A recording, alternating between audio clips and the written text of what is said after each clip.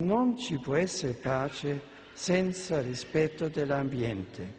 Abbiamo infatti il dovere di consegnare la terra alle nuove generazioni in uno stato tale che anch'esse possano degnamente abitarla e ulteriormente conservarla. Già all'inizio dell'anno il Santo Padre era intervenuto sul tema del creato e dell'ambiente. Rispettarlo significa generare pace. Basta pensare a quante guerre e conflitti si fanno per risorse naturali come petrolio e acqua potabile. Anche la Conferenza Episcopale Italiana, proprio sullo stesso tema, propone il 1° settembre la giornata per la salvaguardia del creato, giunta alla 5ª edizione.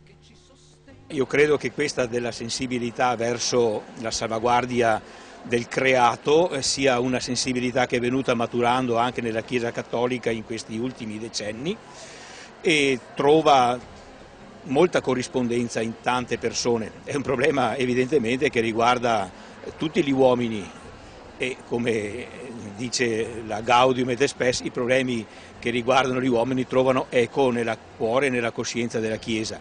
La Sacra Scrittura è piena di riferimenti alla natura e al suo stretto legame con la vita dell'uomo. Il giardino dell'Eden era il punto di partenza perfetto che poi le scelte libere ma sbagliate dell'umanità hanno in parte rovinato. Le creature in quanto tali non possono governare e sprecare quanto Dio ha donato loro. Il compito, soprattutto di chi vive nella società civilizzata, è di essere custode nei confronti dell'ambiente, del mondo che ci è dato come casa e non come proprietà personale o comunitaria.